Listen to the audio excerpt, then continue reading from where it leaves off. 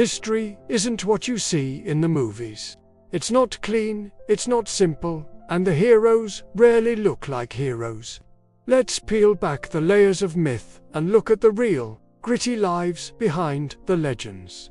Picture this. Late 16th century Japan. The air is thick with rain, and the mud-slicked lanes are treacherous. In one of these alleys, we find Kenshin, a ronin, a masterless samurai. Forget the dramatic, slow-motion cherry blossom scenes. Kenshin's reality is a sprained wrist, 3 weeks of debt, and a dull blade. Honor, for him, is less a noble creed and more a currency that barely covers his next meal.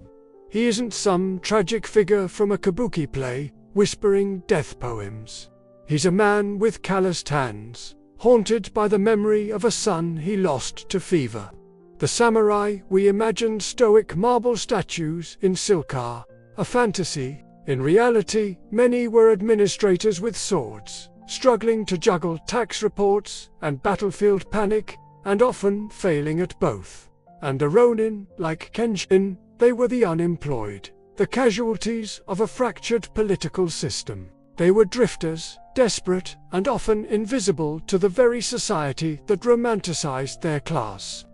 As Kenshin tightens his straw sandals in the downpour, he's not preparing for a glorious battle. He's simply refusing to lie down, refusing to surrender to a world that offers him nothing but wet straw and the silence of defeat. His fight is not for glory, but for survival. Now, let's jump halfway across the world to medieval Paris. The city wakes up like a drunk uncle at a funeral, loud, unapologetic, and a little dangerous. Weaving through the Rue Saint-Denis is 12-year-old Elodie. Her fingers are already raw from needlework, and she dodges overflowing chamber pots and horse dung with the practiced reflexes of someone who learned early that the gutter is always waiting. This isn't the romantic Paris of postcards. It's a chaotic symphony of clanging metal, barking dogs, and the stench of fish guts. The air smells of ambition, yeast, and human waste, all mixed together. But within this chaos, there's a fierce, undeniable aliveness. It's a resilience that turns beggars into street performers, cobblers into philosophers, and tavern brawls into spontaneous theater. Elodie doesn't dream of knights in shining armor or fairy tale castles. Her dreams are much more practical: to own a needle that is hers and hers alone, and maybe, just maybe, a door that locks from the inside. Her world is small, but her hope is a stubborn flame in the heart of a grimy, vibrant city. Let's travel south, to the fevered chambers of Renaissance Rome. Here, Cesare Borgia stares at the ceiling, perhaps hoping for answers that will never come. Once a powerful cardinal draped in scarlet robes, he is now a warlord, stripped of his empire. He is learning the cruelest lesson of Renaissance politics. Power built on a single man's life is as fragile as that man's breath. His father, Pope Alexander VI, had been his shield, his engine, his source of legitimacy. With the Pope gone, Caesar's meticulously crafted, state-forged through strategy, fear, and Machiavellian precision is crumbling like old parchment. Betrayals come swiftly and without mercy. Allies vanish into thin air. The mercenaries he once commanded now switch sides for a few extra ducats. But even bedridden and poisoned, Cesare refuses to become a tragic footnote in history. He is determined to be remembered not just as the son of a pope, but as the architect of a new kind of rule, one built not on divine right, but on pure, unadulterated will. And when he finally meets his end in a forgotten skirmish in Navarre, axe in hand and defiance on his lips, history has no choice but to take notice. His fall was not a quiet fade into obscurity. It was a final, bloody roar. Far to the east, in the golden heart of Constantinople, another story unfolds. In the monumental shadow of the Hagia Sophia, a giant of a man named Halfdan of Norway stands guard. His great axe rests on his shoulder like an old, trusted friend. Halfdan is a Varangian, one of the sworn companions. These were Norsemen who traded the icy fjords of their homeland for the marble palaces of the Byzantine Empire. They pledged their loyalty not to a clan or a king they knew, but to an emperor whose language they barely understood. The sophisticated Byzantines initially called them barbarians, then they saw them fight.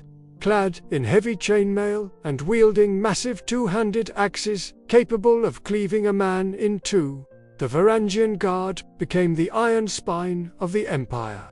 They didn't engage in political scheming or courtly conspiracies. They simply stood their ground. When riots erupted in the city or Crusader armies stormed the Great Walls, the Varangians were the last line of defense between order and total annihilation. After the battles, they feasted like gods and drank like kings. They carved their names, their runes, into the sacred stones of the city, even on the marble railings of the Hagia Sophia itself. This wasn't an act of disrespect. It was a quiet, powerful testament. I was here. I served. I mattered. Their loyalty wasn't poetic. It was absolute, forged in a sacred oath, and paid for in blood. They were exiles who found a new purpose, foreigners who became the empire's most trusted shield. These 4 lives: Kenshin's quiet endurance in the Japanese rain, Elodie's stubborn hope in the streets of Paris, Cesar's furious ambition in a collapsing Italian state, and Halfdan's unshakable vow in Constantinople were never the stuff of clean, simple legends. They were messy, complicated, human, and achingly real. The myths we've been told are polished and sanitized. They tell us that samurai never flinched, that ninjas could vanish in a puff of smoke, and that geishas were masters of whispered seduction. But history whispers back a different story, a more complex truth. It tells us to look closer. Behind every polished stereotype of feudal Japan is a farmer praying his rice crop doesn't rot, a merchant hiding his wealth behind modest doors to avoid drawing unwanted attention, and even a warrior monk leading an army with a naginata in hand. Feudal Japan wasn't a serene landscape of Zen gardens. It was a pressure cooker of clashing swords and crushing rice taxes. Medieval Paris wasn't quaint and charming. It was a roaring beast of noise, need, and raw survival. Renaissance Italy wasn't an elegant dance of art and philosophy. It was a brutal chessboard soaked in blood, where power was the only prize that mattered. And the Varangian Guard? They weren't just simple bodyguards. They were a brotherhood of exiles who found meaning and identity in a foreign land, bound by an oath that was stronger than steel. The truth of history isn't less beautiful because it's complicated. It's actually more powerful. It's more powerful because it's human.